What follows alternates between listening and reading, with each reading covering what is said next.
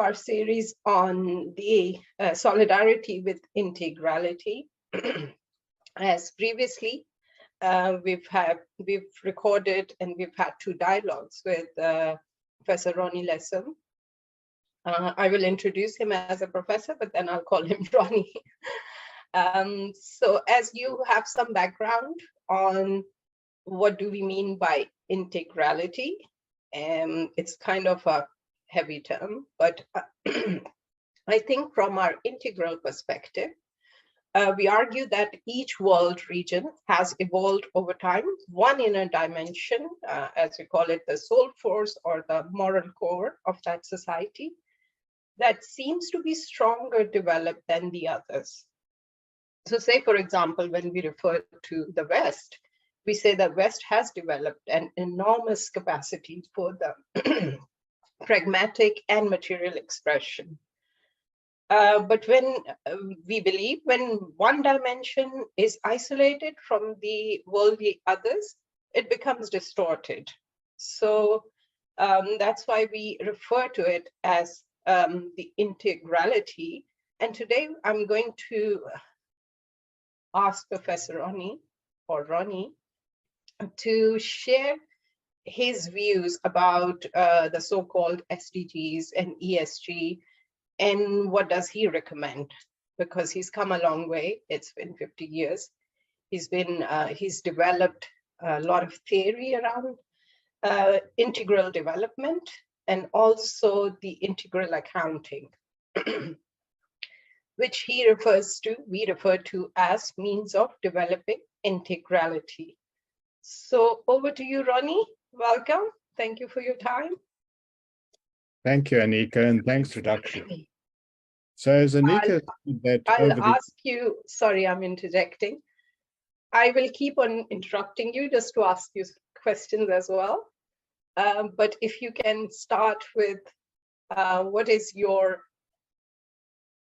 do you see is wrong with SDGs or historically?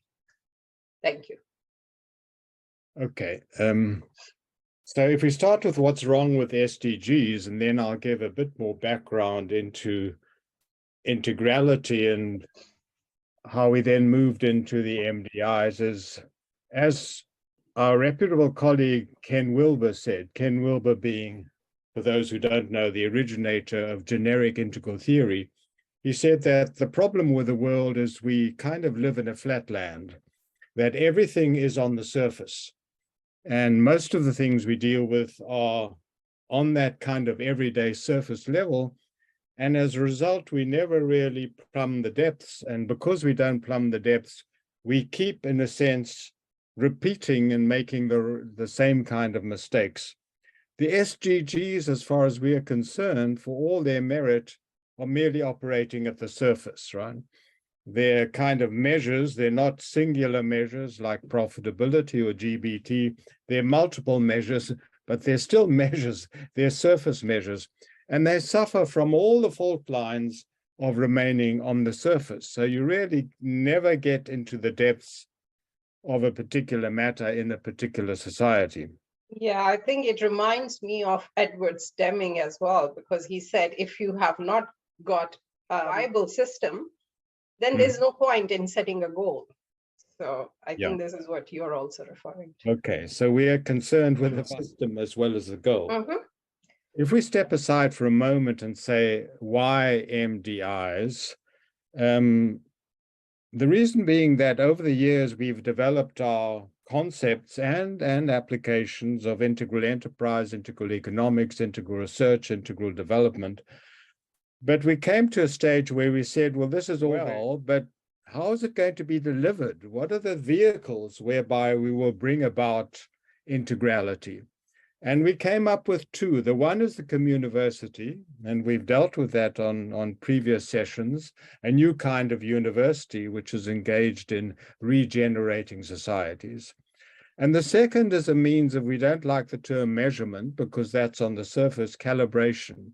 How do we actually calibrate integrality? So how do we develop integrality through the Communiversity, and how do we calibrate it, given the fault lines of the SDGs? So that's, in a sense, the background. One further point of background, which is topical, is why what's happening in Russia or the Sudan is actually happening. Right? Now, that's a big issue and a big question, and there will be lots of geopolitical kind of answers. But our answer from an integral perspective is we don't plumb the depths. We don't enter into the depths of a particular society and find a means of regenerating that society and calibrating that regeneration as we go. So this is the background as to why we are coming up with our means of calibration. Mm-hmm. So historically, I know you've written a lot about double entry accounting as well.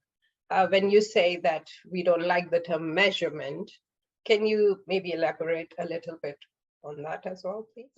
Okay, so in the 1970s, this was actually after I had spent a period as a student of accounting and found it a most painful kind of exercise because the single-minded attention to numbers and profitability seemed to be most damaging to myself and to the world. So I was thinking to myself, well, what would it look like if double entry accounting, assets and liabilities, debit and credit, applied psychologically, ecologically, and socially, as well as financially? And hence was born what was called at that stage an approach to accounting for an enterprise's well-being. The interesting thing that Anika's pointed out, that this was written in 1974, there's been no follow-up to that kind of work, that we're so obsessed with conventional accounting that we don't find a way of lifting ourselves above the immediacy of the financial situation and take the universal principles of double entry, because these are universal principles. For every asset, there's a liability. For every credit, there's a debit. This is the way of the world. This is the way of nature. This is the way of the human psyche. And interestingly enough, this was in the 1970s where we talked of, if you like, double entry. Now, of course, we have quadruple entry. The whole idea of integrality is we've gone from a twofold to a fourfold. And that will be behind the MDIs as we're going to talk about. But at least that first step that Anika was talking to was to take this notion of double entry as something universal to humankind rather than something which is purely about financial accounting.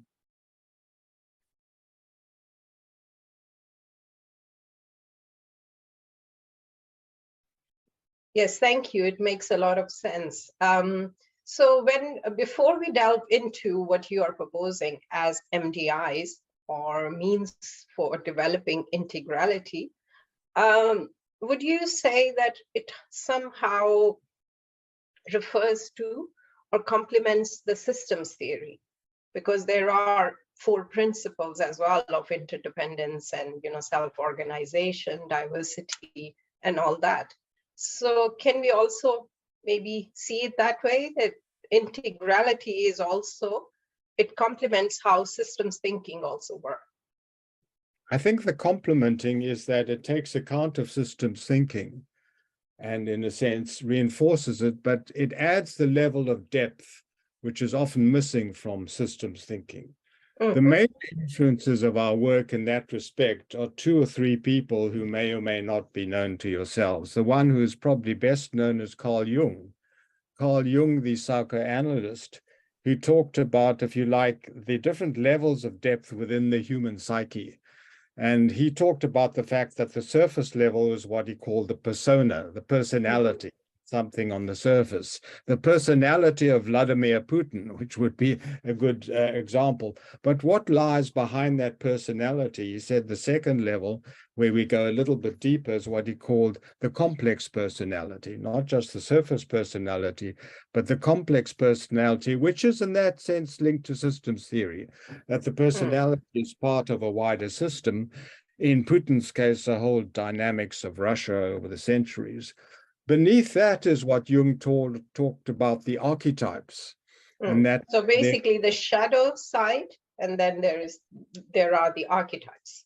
The archetypes. And then the deepest level of all is what he called the self. And that's not the self in a superficial sense, but the self in a very deep self. And immediately to come to where we are at with the MDIs, we use the same analogy for a whole society. What Jung did is he applied that to an individual. We apply the same to an institution or to a whole society, which is something that virtually nobody is doing. But that is absolutely fundamental work for our MDIs.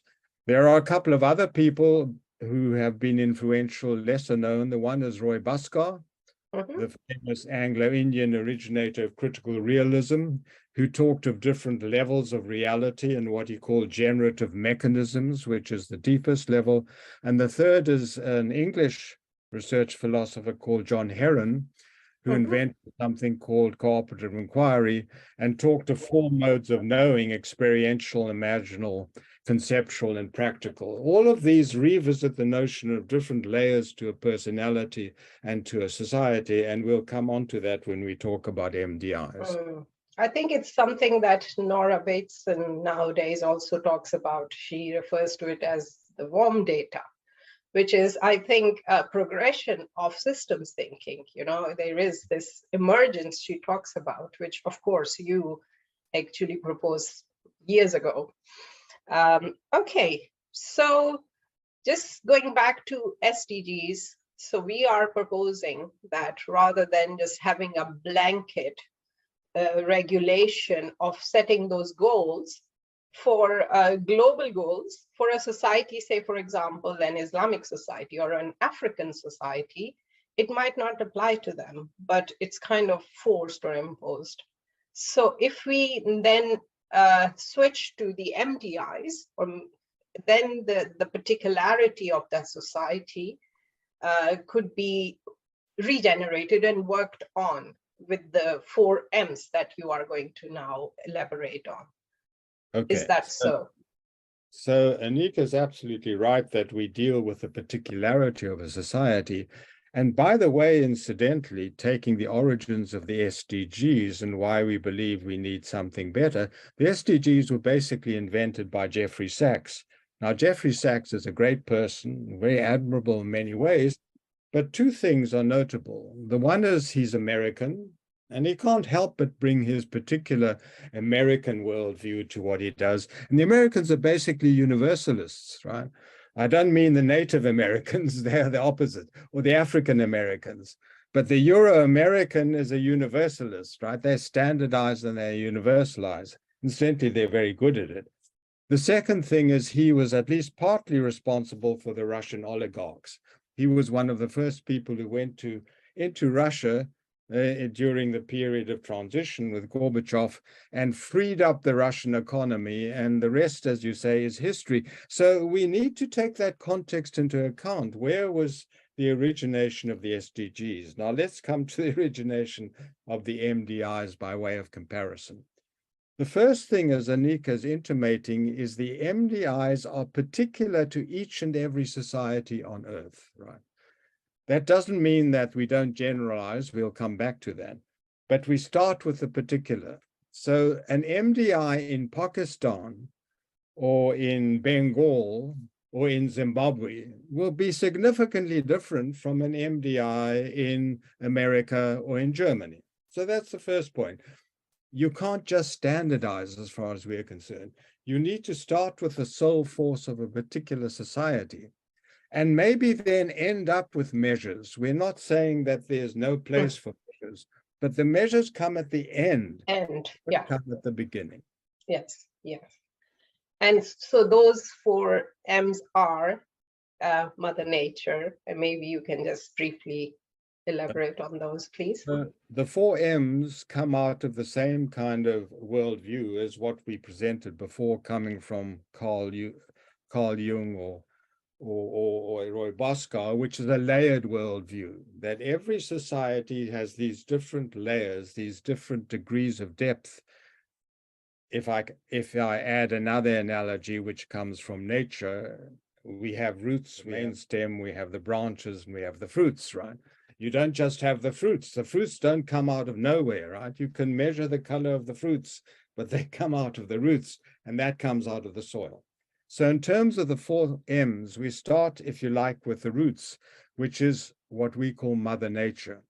Now, Mother Nature is a grand term, that's the first M. But of course, Mother Nature as interpreted in Pakistan is significantly different from Mother Nature as interpreted in Zimbabwe, right? As I'm a Zimbabwean, I know about Mother Nature in a Zimbabwean context, and it comes from the term Ivu.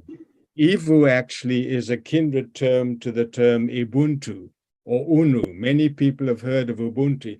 That is very particular to Shona Zimbabwean language, that the earth and Mother Nature has a particular resonance within the Zimbabwean psyche. And we can say the same when we come even to England or Ireland or the Pakistan. So we start with Mother Nature. How do you calibrate Mother Nature in your own society?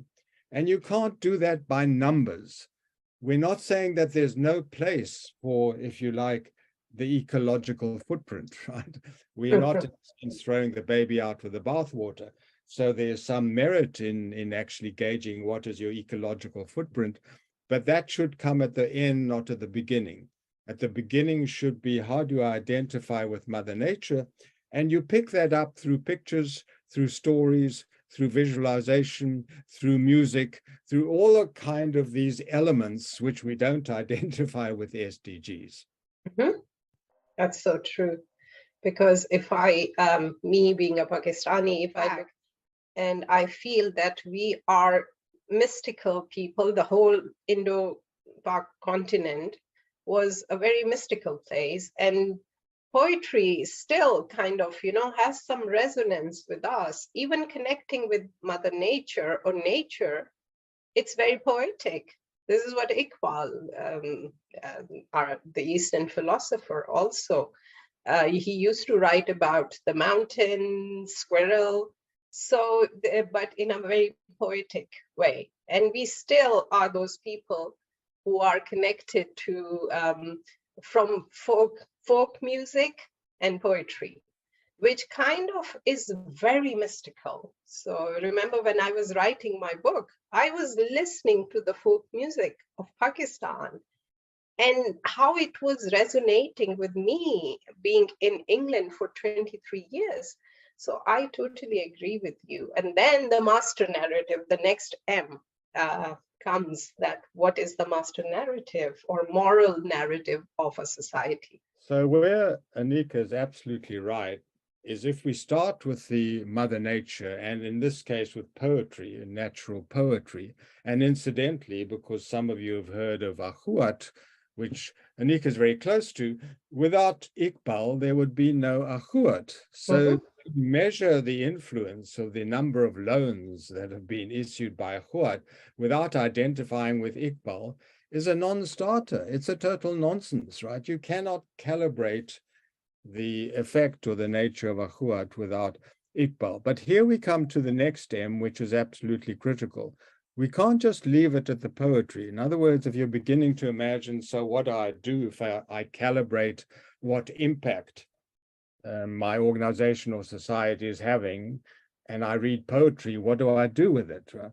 So we're saying in part, absolutely, you need to read the relevant poetry to actually feel the impact, the underlying impact. But the next step, which we call the emergent, which is the moral narrative, is to turn that raw poetry, if you like, that raw feel for nature into an ongoing narrative, which then begins to, in a sense, form a bridge between the sort of primal nature and the conceptualization that we're going to come to later.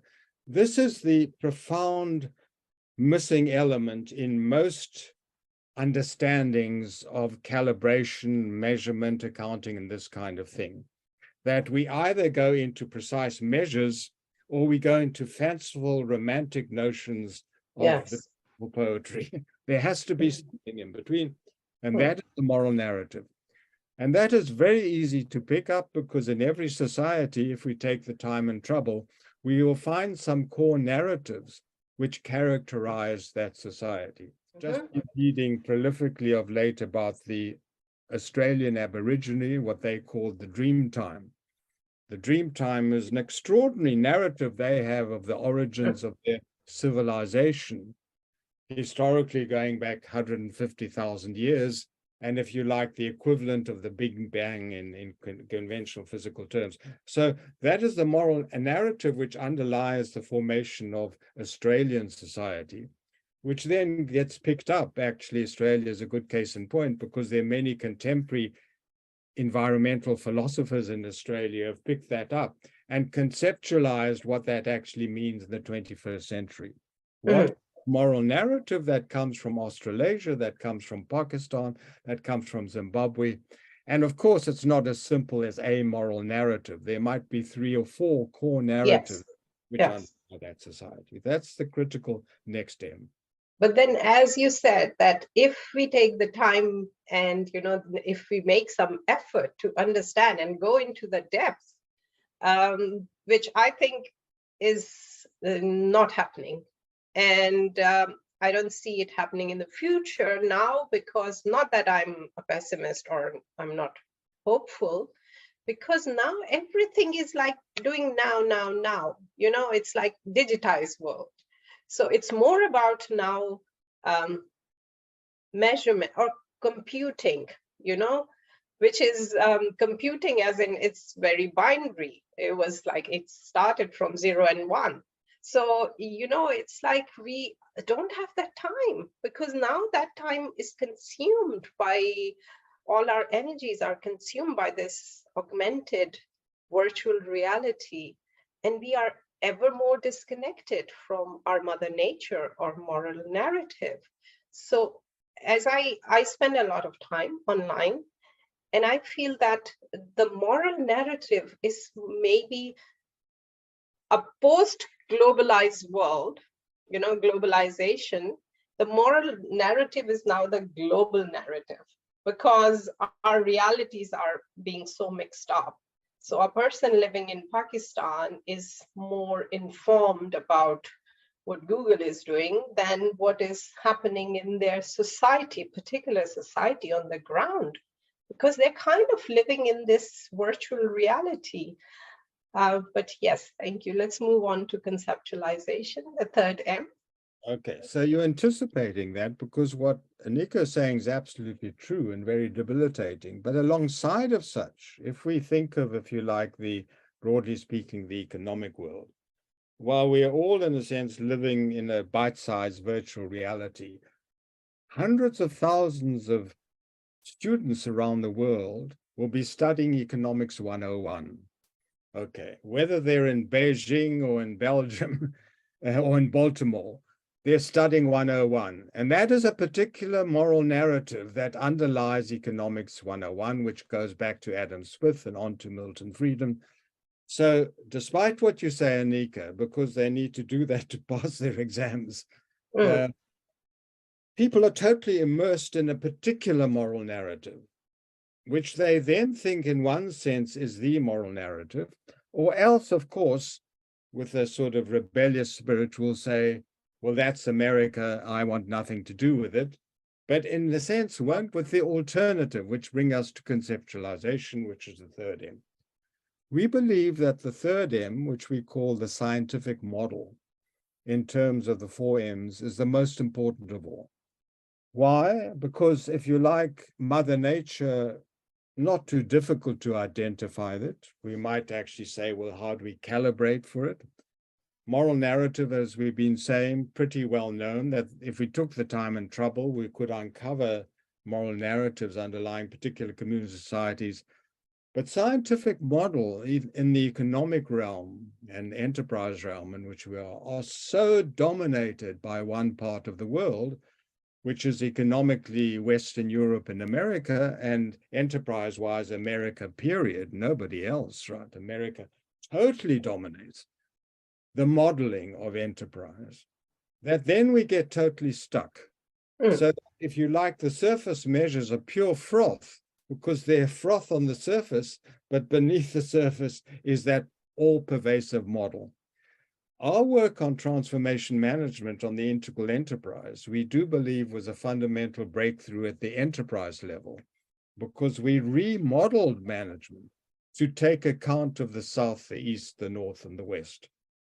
Nobody else has followed suit, I have to say, which just illustrates how powerful and dominant this American stroke Western pyramid model is. So modeling, if you like, the third level of the M in relation to your particular society.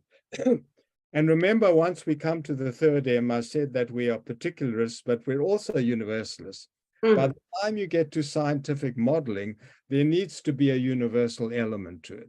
In other words, you won't have a model of economy which is purely Pakistani, right?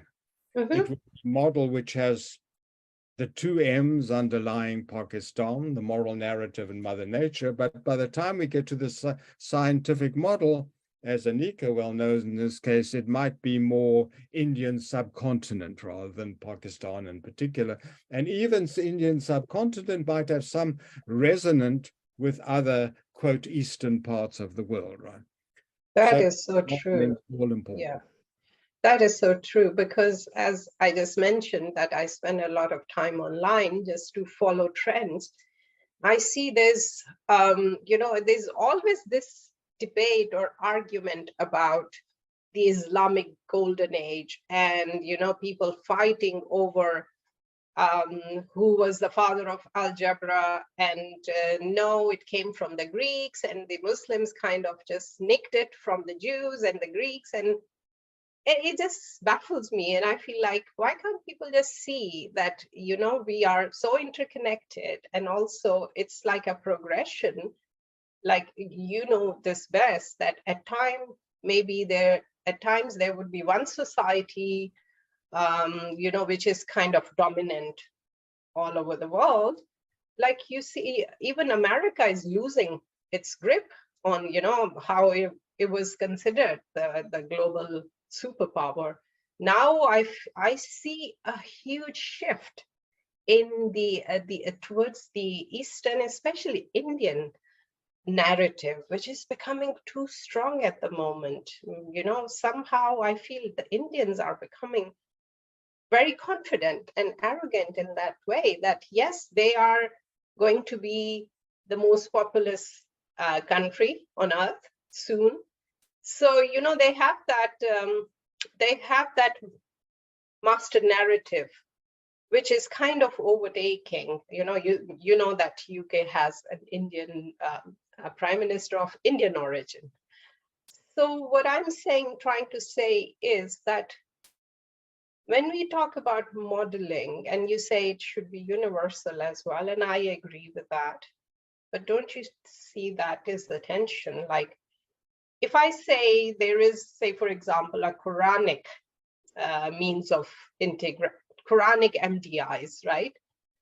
There is a particularity specifically that it's for maybe Muslims. People would, without even, people are kind of prejudiced and biased. They'll just say it's for Muslims, right? How do you then universalize that? I mean, I can see the universal side, but many people won't. If we term it as Quranic or Islamic MDIs. So, is there a resolution? You're speaking about something which is close to your own heart, and I'll use your own case as an example, because to me, the universalizing of that subcontinental particular is what you call the solidarity economy, right? The solidarity, SOUL, S-O-U-L, solidarity economy, is a means of universalizing what is particular to the East, as we generically call it, which is identified as being more spiritual in your essence than the relatively more material West. But it doesn't mean that that solidarity economy is exclusive to India or Pakistan, because you're also exploring now with your colleagues in Italy how it may apply actually to the Catholic social encyclicals as a more, if you like, Northwestern equivalent of the Eastern spirituality applied to economics. So in one sense, we have an example, in your own case, an example of how that could apply. I think back to the Indian instance that you're citing. The schism that I see in the Indian context is that once the Indian, in a sense, moves from their own source of spirituality, their moral narrative, which is writ large in the likes of Mahatma Gandhi, into, in a sense, exerting power and influence in the world. They move into, if you like, a Western model of the world. And then the whole thing becomes confused because we now lose touch with their original Indian essence. And it's there on the surface, but it's not modeled. I mean, ironically, for all the searching we've been doing around the world for different economic models, there's virtually nothing coming from India, which is quite extraordinary because the Indian people by nature not only have a strong spiritual tradition, but have a profound intellectual tradition, right?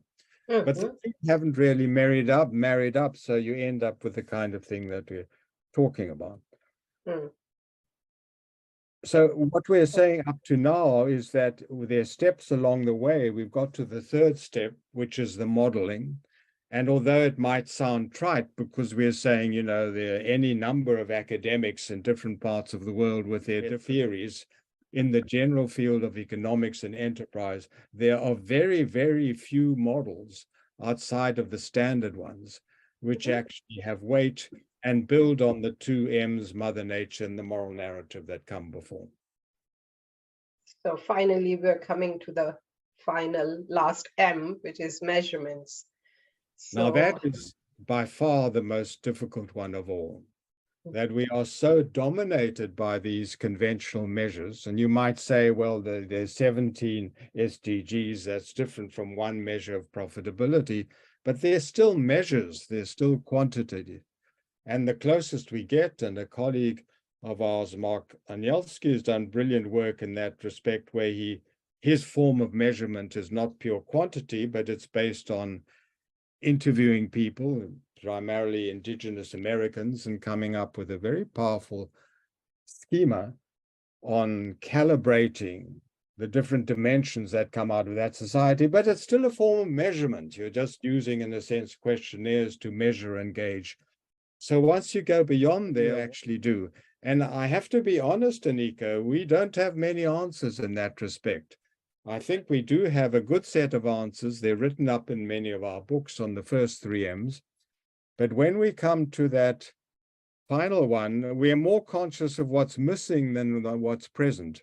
In fact, we have the closest we have to an example amongst our friends and associates is the extraordinary 2m in Egypt, who've come up with their model, which is the economics of love, arising out of a deep immersion in Mother Nature in their own particular context, and a moral narrative which marries up the Islamic context in which they live with a European context of anthroposophy, which has been a major influence. So on the first of the M's, they're well bestowed. And then when they come to measurement, they do measure culture, society, and in a sense, as well as economy and ecology, but they're back to using conventional measures, right?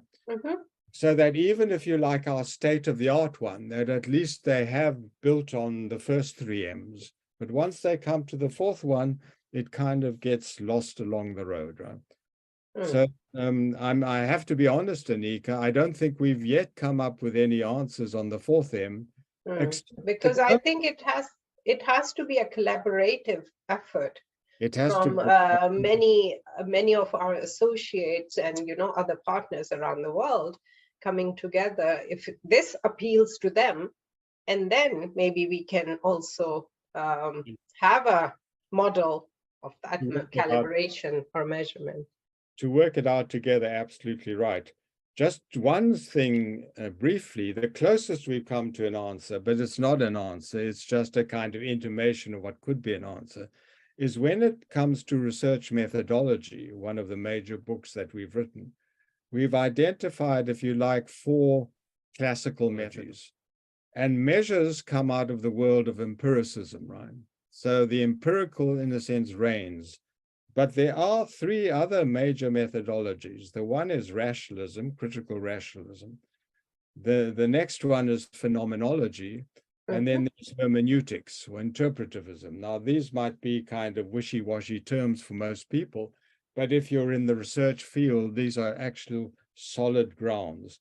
What we are arguing is something analogous needs to apply in the world of measurement.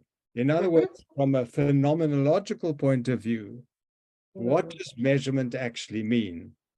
Okay. It's the same obstacle, I think, with an organization like Ahuat, that, they have given loans to 6 million people, but how do you measure the benevolence, which is so present in a Pakistani society, that, on the basis of muahat or brotherhood or solidarity, but how do you measure that? How do you measure the impact of ihsan or khair? I've been questioning this forever, ever since I started working with them, that the impact is huge, because the model has been replicated by many organizations and charities in Pakistan and maybe around the world as well. But still, that impact goes missing when they also measure or quantify that, oh, we've given loans to 6 million people, but those 6 million have also been converted from being the, takers, the borrowers, to kind of becoming the givers, the donors as well, which is missing. I agree with you. So there's, just to pick up that one thread in the brief time we do have, if you take phenomenology, there is a reasonably well-known measure, except it's not called a measure, which is stories, right? If you talk about what's the story of this place, or what are the predominant stories about this place, people will not raise an eyebrow and say, what on earth are you talking about? Because people are quite familiar with that. And very often if you say what goes on in your company, people will tell a few stories. And in a sense, stories are not a million miles away from brand, right? What's the story of your brand? So if you go phenomenologically to take your Ahuat case to say, let's pick up the most significant stories about Ahuat. Let's take a sample of 50 people, right? And gauge what they have to say, how they've been impacted by the particular loans that they've been provided for by Ahuat. That's not a remote possibility. Then, of course, if we stretch our imagination a little bit, there's a very well-known piece of work by an English research philosopher called Jonathan Smith, which is actually what he calls IPA, phenomenological analysis, a way of analyzing these stories, right? So if you're a researcher, you're already going from something which seems pretty frothy, stories, into how do you actually analyze the nature and scope of these stories. What Anika is saying is absolutely true. We need to sit down with these organizations and actually work this kind of different logic through. You're dealing with stories. How do we use stories as a means of calibrating impact from a phenomenological perspective rooted in your society? Exactly what you referred to previously. We started working on the social ontology, because that goes missing, as even the interviews, many people, many researchers have gone to Ahuat and they've interviewed their borrowers as well, but then it gets quantified as, how they could make their livelihood. So, it just comes back to the economics of things, and that's it, not about how that impacted them. The story, what was their story when they sat in a circle with Amjad Saqib, and how it impacted them and others. For Ahuat to have, immersed like 100 million, not 100 million, sorry, 100 billion rupees and counting, it's a moral narrative, it's a master narrative, it's huge. But yes, I see your point. Yes. Thank you. So where do we go from here? How do we challenge SDGs now?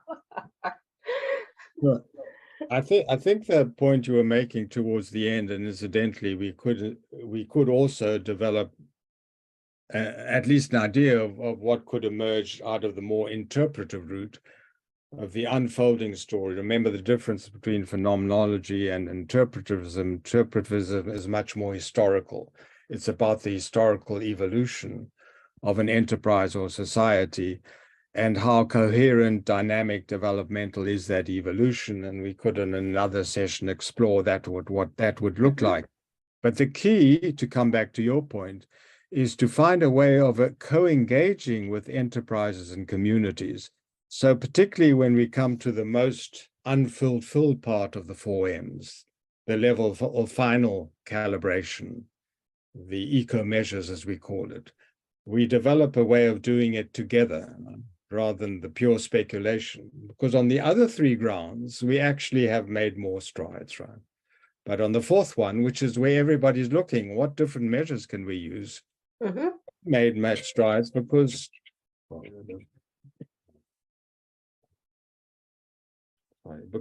we haven't had the collaborators to actually work with us. Great.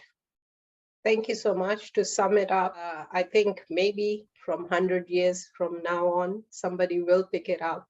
And I live in hope. And I know that you've done phenomenal work with all of us, your associates, your students. And now we are standing at a point when the world is looking for solutions, but we are still looking for short-term solutions. And again, I'll repeat that if the system is not viable, what is the point in setting goals? So, you know, yes, we might achieve these goals by 2030, which is very unlikely. People who are actually working in this sector are saying the same thing. And, you know, this term greenwashing actually appeared recently in our consciousness because of people kind of having this feeling that nothing is happening or no change is happening. But I am a big fan of your philosophy, and I understand how emergence works and how transformation works. So we are on a journey, and I'm sure we'll get somewhere. So thank you for your time.